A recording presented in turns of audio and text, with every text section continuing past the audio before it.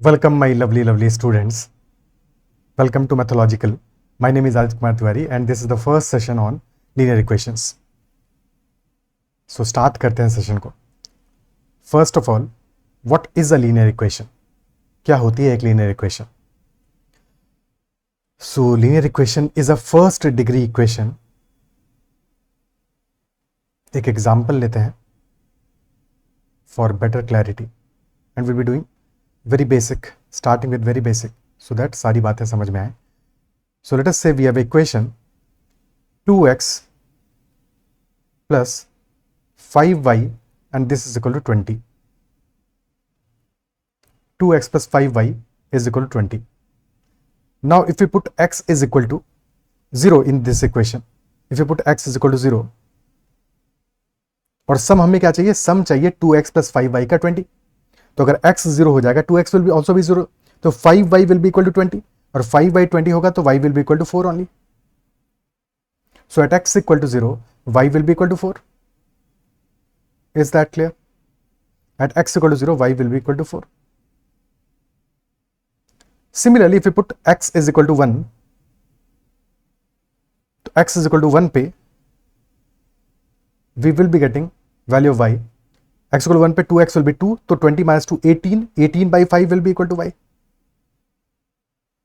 At x equal to 2, y will be 16 by 5.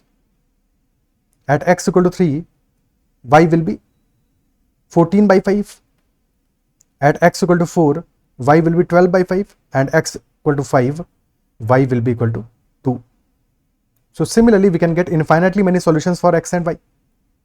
ठीक है, और इन दिस इक्वेशन x का पावर कितना है, 1 है, x टू द पावर 1 को x की ही तरह लिखते हैं, y to the power 1 is equal to y.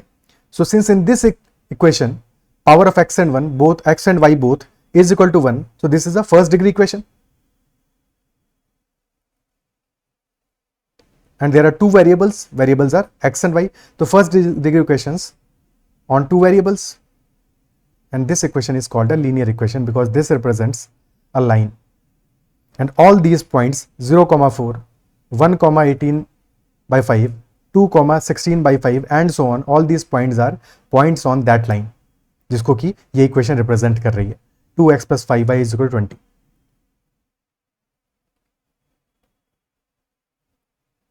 So this equation represents a line. The first degree equation represents a line. That is why it is also called a linear equation. Now if we write this equation as 5y is equal to minus 2x plus 20 and ultimately as y is equal to minus 2 by 5 times x plus 20 by 5 which is equal to 4. So in this format, when we are writing this equation as y is equal to mx plus c, basically y is equal to some coefficient multiplied by x plus c. So this c is constant and this minus 2 by 5, this is called the slope of the equation. हमें अभी linear equation chapter में ज़्यादा जरूरत नहीं है, तो coordinate geometry में काम आएगा, but this is the slope because line है तो उसका कोई स्लोप भी होगा, लाइन है तो उसका स्लोप भी होगा, और slope is rise upon run, basically rate of change in y with respect to rate of change in x, rate of change in y with respect to rate of change in x. So अगर हमने एक line का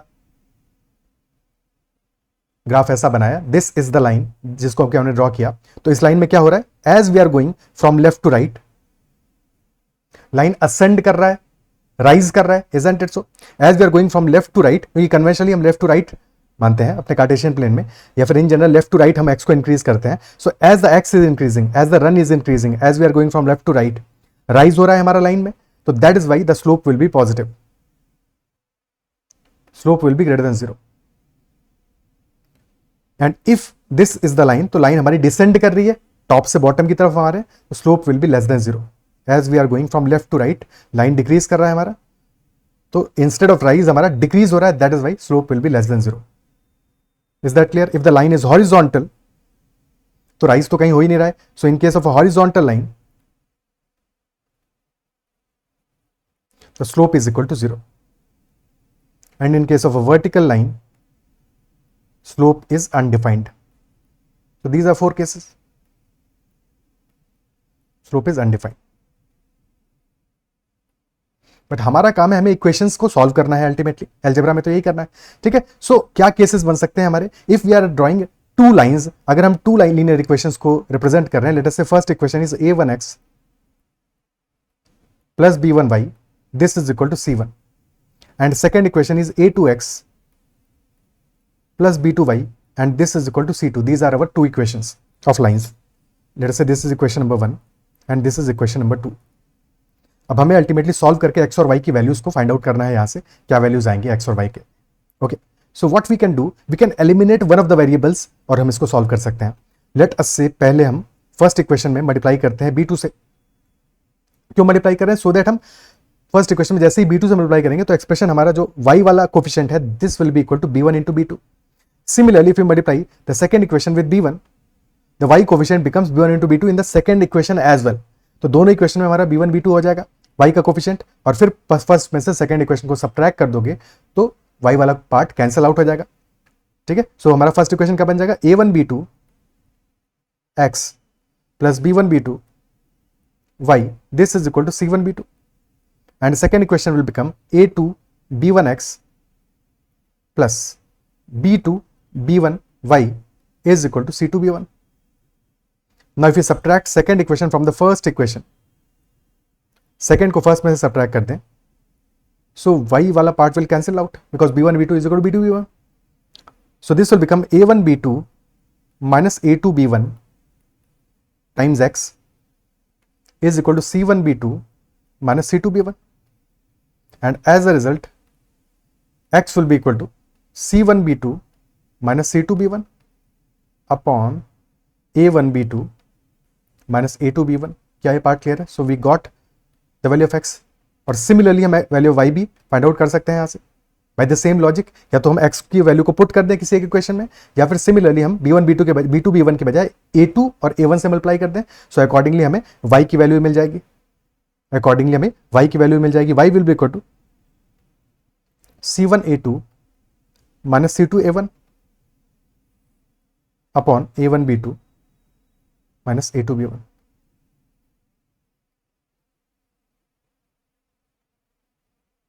एक second a1 b2 minus a2 b1 नहीं, a2 b1 minus a1 b2 हो जाएगा, ठीक है, बिकॉज a1 b2 हमारा हो जाएगा b1 a2,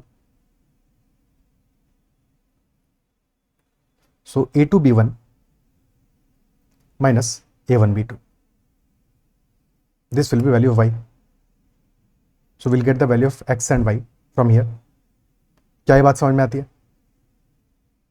Is that part clear? ठीक है। अब यहां पे एक छोटी सी बात को ध्यान रखना है, देखो a1 b2 minus a2 b1, this is in the denominator, this value is the denominator। Similarly यहां पे भी वैल्यू आ रहा है a2 b1 which is minus of this value, minus of first expression, ठीक है। सो डिनोमिनेटर हमारा जीरो तो नहीं होना चाहिए, denominator should not be equal to zero, because denominator zero हो जाएगा तो फिर x और y अनडिफाइंड हो जाएंगे। सो डिनोमिनेटर जीरो नहीं होना चाहिए, विच इंप्लाइज कि a1 b2 minus a2 b1, this should not be equal to zero, which implies a1 b2 should not be equal to a2 b1, and hence the conclusion is that a1 by a2 should not be equal to b1 by b2। So this is a very important condition, a1 by a2 should not be equal to b1 by b2, and this is condition for unique solution of our equations, that a1 by a2 should not be equal to b1 by b2। अब अगर हमारी दो line की equations है, यानी दो lines हम draw कर रहे हैं, so either the two lines will be parallel, वे दोनों लाइंस का स्लोप सेम हो, पैरेलल हो सकता है, और both of those equations may be coincident. First cases parallel lines, second cases when they are coincident, यानी कि सेम ही लाइन है, आइडेंटिकल लाइन है, coincident. And third cases when they are intersecting, and when they are intersecting there is a unique solution। First case is when the lines are parallel, and parallel lines में there will be no solution because कहीं पे भी intersect नहीं करेंगी, so parallel lines implies no solution। Second case is lines are coincident, so there will be infinitely many solutions because दोनों lines identical ही होंगी, infinitely many solutions। And third case is intersecting lines, यानी कि there will only be one solution, so there will be a unique solution। So if the lines are parallel और coincident, तो उस case में slope तो same होगा, parallel lines का slope same होगा, कोइंसिडेंट है तब तो स्लोप सेम है ही है, क्योंकि दोनों लाइंस ही आइडेंटिकल है। तो इन केस ऑफ पैरेलल और coincident which implies in case of no solution और इनफाइनाइटली मेनी सॉल्यूशंस के केस में स्लोप विल बी आइडेंटिकल। तो slope same implies that either there will be no solution or there will be infinitely many solutions. Infinitely many solutions. और slope same होगा, तो a1 by a2 will be equal to b1 by b2. And if slope is different,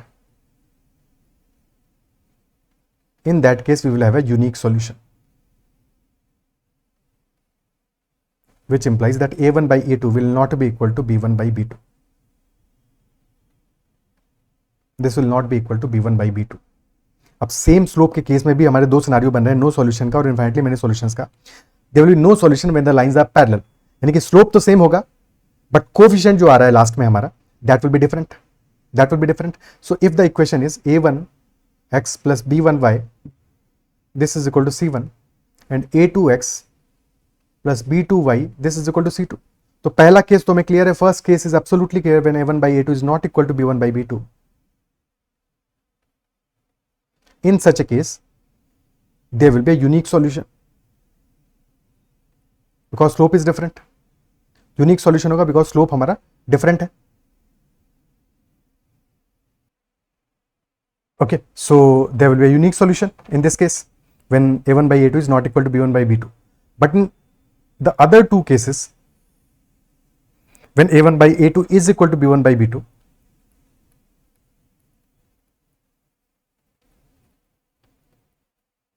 either this ratio will be equal to c1 by c2 or this will not be equal to c1 by c2. If this is also equal to c1 by c2, slope तो same है ही है but साथ में c1 और c2 का ratio भी same है. So in such a case both the lines will be identical lines. So lines will be identical and hence there will be infinitely many solutions because each point in line 1 will also be on the line 2. So infinitely many solutions. And if the slope is equal but c1 by c2 ratio is not equal to that ratio, a1 by a2 or b1 by a2 के ratio के equal नहीं होगा, in such a case the lines will be parallel lines and parallel lines never intersect, so there will be no solution. No solution in this case. क्या ये part clear है? So this is the summed up idea. Three cases: unique solution, infinitely many solution and no solution. Okay. अब questions करते हैं इस पे based. I believe कि ये बात समझ में आया होगा. ओके, क्वेश्चंस करते हैं. So first question,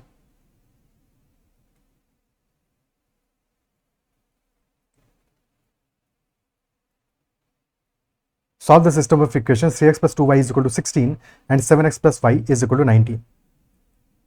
So what will be the solution? 3x plus 2y, this is equal to 16, and second is 7x plus y is equal to 19. Now we can multiply the second equation. अगर हम y coefficient remove करते हैं तो y में यहाँ पे coefficient 2 आ रहा है, so we can multiply the second equation by 2 into 2. So as a result this becomes, first where 3x plus 2y is equal to 16, second becomes 14x plus 2y is equal to 38. This is equal to 38. Subtract कर देते हैं second equation को. So 3 minus 14 will be minus 11x. y वाला part तो cancel out हो जाएगा. This will be equal to minus 22. Minus 22. तो x will be equal to minus 22 by minus 11 and hence equal to 2. So x equal to 2. Put this in first equation. So 2y is equal to 16 minus 6. So y will be equal to 5. So the answer is x equal to 2, y is equal to 5. And since if we check the ratio, so 3 by 7 is not equal to 2 by 1. a1 by a2 is not equal to b1 by b2. So there will be a unique solution only. है कि नहीं? सिर्फ और सिर्फ unique solution आएगा और वो हमारा सॉल्व करके भी सिर्फ एक ही सॉल्यूशन मिल रहा है. Exactly. Okay, next question. 5x plus 2y is equal to 13 and 10x plus 4y is equal to 22. Now their options are that there might be a unique solution or no solutions or infinitely many solutions. So check करते हैं ratio को, a1 by a2, a1 by a2 is 5 by 10, b1 by b2 is 2 by 4, and they both are equal. They both are equal to 1 by 2, isn't it? So they both are equal to 1 by 2. तो slope तो same है, but c1 by c2 is equal to 13 upon 22, which is not equal to 1 by 2. So a1 by a2 is equal to b1 by b2, but that is not equal to c1 by c2. यानी कि slope तो same है, slope same है, but lines identical नहीं है. So lines are parallel lines, and parallel lines implies that there will be no solution. No solution. Option D will be the answer. No solution. Just in case if this 22 was 26 instead, in such a case हमारे पास infinitely many solutions होते, infinite solutions होते, isn't it so? Okay, next question करते हैं. So next question exactly same बात ही कह रहा है कि यहाँ पे a1 by a2 और b1 by a2 तो पहले वाले केस में भी सेम थे, बट यहाँ पे c1 by c2 is also equal. So there will be infinitely many solutions because the lines are identical now, and identical lines are coincident, and hence infinitely many solutions. Next question, for what value of k following system of equation has no solutions? What should be the value of k such that following system of equation has no solutions? और no solutions की condition क्या है? That slope should be equal, यानी a1 by a2 should be b1 by b2, but that should not be equal to c1 by c2, which implies 3 by 9 should be equal to 4 by k, and obviously 3 by 9 is 1 by 3, but 9 by 18 is 1 by 2, so they are obviously not equal. 3 by 9 और 9 by 18 तो equal नहीं है, तो 3 by 9 is equal to 4 by k. This is our condition. So 3k is equal to 36, which implies that k is equal to 12. This implies that the answer will be k is equal to 12. At k is equal to 12, the following system of equations has no solutions. No solution. Just in case अगर हमारा c1 by c2 भी a1 by a2 के equal होता, तो for any value of k हमारे लिए no solutions possible ही नहीं होता, because a1 by a2 c1 by c2 के इक्वल है, तो पॉसिबल ही नहीं है कि अब नो सोल्यूशन आए. ठीक है, पॉसिबल ही नहीं है. अगर a1 by a2 b1 by b2 equal नहीं होगा तो डिफरेंट बात है, बट अगर वो भी इक्वल हो गए तो फिर इनफाइनेटली मेनी सॉल्यूशंस हो जाएंगे, बट नो सॉल्यूशन वाला कंडीशन फिर आएगा ही नहीं, बिकॉज उसके लिए it is must that a1 by a2 and c1 by c2 should not be equal. Okay, next question. For what value of k following system of equation has infinitely many solutions? Infinitely many solutions implies identical, all the ratios should be equal. a1 by a2 equal to b1 by b2 is equal to c1 by c2. So a1 by a2 is 4 by 12, b1 by b2 is k by 9, and last ratio is 9 by 27. So a1 by a2 और c1 by c2 तो equal है, बस इन दोनों को equal कर दो, तो 4 into 9 is equal to 12k, या सिंप्लीफाई कर लोगे 3 बचेगा, तो 3k is equal to 9, k is equal to 3 आ जाएगा. So at k is equal to 3, these equations will have infinitely many solutions. Okay. Next question. For what value of k following system of equation has unique solution? Unique solution implies a1 by a2 should not be equal to b1 by b2. So 4 by 7 should not be equal to k upon minus 9 or minus k by 9. 4 by 7 should not be equal to minus k upon 9. Cross multiply कर दो, so 9 4 is 36. So k should not be equal to minus 36 upon 7. For any other value of k, we will get a unique solution, but k equal to minus 36 by 7 पे we will not be getting a unique solution. Okay, we will not be getting a unique solution. तो होगा क्या k equal to minus 36 by 7 पे? At k equal to minus 36 by 7, a1 by a2 will be equal to b1 by b2. Slope same होगा, but that will definitely not be equal to 8 by 19 या c1 by c2. So c1 by c2 का equal नहीं होगा, that is why we will have no solution in such a case. तो या तो no solution होगा k equal to minus 36 by 7 पे, but हमारा आंसर है k should not be equal to minus 36 by 7. At every other value of k, we will get a unique solution. Okay. Next question. For what value of k following system of equation has infinitely many solutions? Infinitely many solutions यानी कि identical lines होना चाहिए, So a1 by a2 is equal to b1 by b2 is equal to c1 by c2. All ratios should be equal. But 2 by 6 and 9 by 18, a1 by a2 and c1 by c2, these are not equal. तो अगर a1 by a2 is not equal to c1 by c2 तो फिर b1 और b2 का कुछ भी value फर्क ही नहीं पड़ता. So definitely not possible. The answer will be not possible. Because already a1 by a2 और c1 by c2 इक्वल नहीं है, तो k की कोई भी वैल्यू पुट करोगे, अगर even if a1 by a2 will be equal to b1 by b2, वो तो कंडीशन हमें मिल जाएगा, बट उस केस में भी they will not be infinitely many solution case. ठीक है. So if 2 by 6 is equal to k by 9 minus k by 9 वाला केस हम करेंगे भी, even in that case, so minus 3k is 9, so k will be equal to minus 3. But at k is equal to minus 3, a1 by a2 comes out to be equal to b1 by b2, but that will not be equal to c1 by c2. So we will get no solution. So किसी भी case में this is not possible to have infinitely many solutions. Answer will be not possible. Okay, clear है.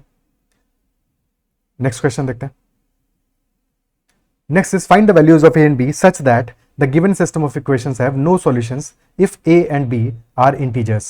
If a and b are integers, then we have to find the values of a and b such that the given system of equations have no solutions. अब कभी भी अगर हमें solutions दिए हैं a, b in brackets, that implies कि let us say हमें a और b के लिए values मिलता है 1 and 2, 1 and 2. ठीक है. And if that is a ordered pair, this is a ordered pair. Ordered pair implies that order is important. Order is important, which implies कि 1, 2 is different than 2, 1. तो pair में value same हो 1 and 2 हो, but 1, 2 will be different than 2, 1. तो यहाँ पे हमें ordered pair of solutions चाहिए, एंड ए एंड बी का ऑर्डर्ड सॉल्यूशन चाहिए, यानी कि 1, 2 और 2, 1 डिफरेंट होंगे, यानी कि सेम वैल्यूज अगर हमें मिल रही हैं तो भी ऑर्डर भी कंसिडर करना पड़ेगा. Order must be considered in any such case. Order must be considered.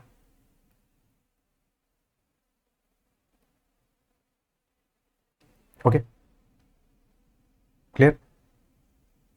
Now that we have to find no solution, the equations have no solutions, और no solution का condition क्या होता है, that a1 by a2 lines should be parallel is equal to b1 by b2 but not equal to c1 by c2. So clearly c1 by c2 आएगा 7 by 11, 7 by 11 और a1 हमारा है 2. तो किसी भी केस में क्योंकि a और b हमारे इंटीजर वैल्यूज हैं, तो कोई भी 7 by 11 तो कभी भी आना पॉसिबल ही नहीं है. सो कोई टेंशन नहीं है, a1 by a2 को equal to b1 by b2 बस करना है हमें, विच implies that 2 by b will be equal to a upon 9 and that will definitely not be equal to 7 by 11. So focus on this part. 2 by b is equal to a upon 9, so a into b will be equal to 18. यहां से हमें value मिल गया that product of a and b should be equal to 18. Product of a and b should be equal to 18. So क्या क्या cases बन सकते हैं, 18 को अगर फैक्टराइज करोगे क्या क्या केसेस बनेंगे हमारे पास, इट कुड बी 1 into 18 और 2 into 9 और 3 into 6. 3 केसेस बने हमारे, 1 into 18, 2 into 9 and 3 into 6. There are 3 cases. Okay, क्या यहां तक बात समझ में आती है? अब एक छोटी सी बात और है जो यहां से पिक करना है हमको. लेट अस से हमने पहला वाला केस ले लिया 1 into 18 वाला, 1 into 18 वाला. तो 18 अगर हम प्रोडक्ट बना रहे हैं, सो a and b can be 1 into 18 but they can also be 18 into 1. ये भी तो चलेगा, ये भी तो चलेगा, तो प्रोडक्ट तो तब भी सेम होगा. ऑर्डर चेंज हो गया, a कॉम बी 1 into 18 था फर्स्ट केस में, सेकंड केस में 18, 1 हो गया. और -1 into -18 भी तो चलेगा, बिकॉज माइनस माइनस प्लस हो जाएगा. और सिमिलरली इसका रिवर्स ऑर्डर यानी -18 into -1. So there will be total 4 solutions, 4 solutions in each case.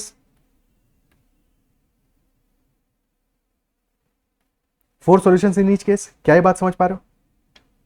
Is that clear? 4 solutions होंगे हमें, each case में 4 solutions मिलेंगे. Is that it so? अब इसको एक बार वेरीफाई भी कर लेते हैं अपने एंड पे, अगर कंफ्यूजन हो रहा है तो, क्योंकि हमें चाहिए a1 by a2 is equal to b1 by b2. अब अगर हम फर्स्ट केस लेते हैं कि a is equal to 1 and b is equal to 18, तो वैल्यूज हमारा क्या आ जाएगा, 2 upon 18 will be equal to 1 upon 9. Yes, this is correct. तो रेशियो हमारा स्लोप तो सेम आ रहा है दोनों केस में. ठीक है, सेकंड वैल्यू लेते हैं 18, a is equal to 18 and b is equal to 1. So a को 18 लिया और b को 1 लिया, 2 by 1 is equal to 18 upon 9. यहाँ पे भी रेशियो ऑब्वियसली सेम आ रहा है. थर्ड केस लेते हैं, a is -1 and b is equal to -18. So 2 upon minus 18, एक second, 2 upon minus 18 that is equal to minus 1 upon 9. Ratio same है. और fourth case, last case, that a is equal to minus 18, b is equal to minus 1. So 2 upon minus 1 is equal to minus 18 by 9. So all four cases हमारे satisfy कर रहे हैं. ठीक है, just तुमको समझाने के लिए एक बार इसको देख भी लिया, अदरवाइज देखने की जरूरत नहीं है. क्लियरली हमारे 4 सॉल्यूशंस बन रहे हैं, हर एक केस में बन रहे हैं. टोटल केसेस कितने, 3. तो टोटल नंबर ऑफ सॉल्यूशंस आ जाएंगे हमारे, total integral solutions will be equal to 4 into 3. 4 in each case, 4 into 3, total 12 solutions will be there. 12 solutions will be there. Is that clear? Just in case अगर इस question में एक और additional चीज added होता, that a and b are positive integers. If it was additionally added that a and b are positive integers. If positive, तब number of solutions कितने होते?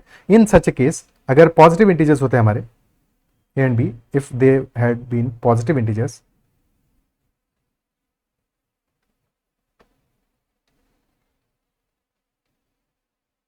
in such a case last 2 solutions नहीं consider करते, सिर्फ और सिर्फ only 2 solutions would have been considered, the first 2 ones in each case. The number of solutions would have been 2 into 3, 6 solutions if only positive integers had to be considered. But in this particular scenario our answer is 12 solutions. क्या logic समझ में आता है? Okay, clear. So that's all for this first session on linear equations. I believe जो भी हमने concept discuss किया है समझ में आया होगा और कहीं भी कोई डाउट नहीं रहा होगा. अगर सेशन समझ में आया है, सेशन में चीज़ें पसंद आई हैं, तो डेफिनेटली सेशन को लाइक जरूर करना है. If there is any doubt whatsoever, no matter how basic the doubt is, make sure to comment about that doubt और अपना फीडबैक भी दे सकते हो. That's all for this session. Bye bye, take care and keep learning.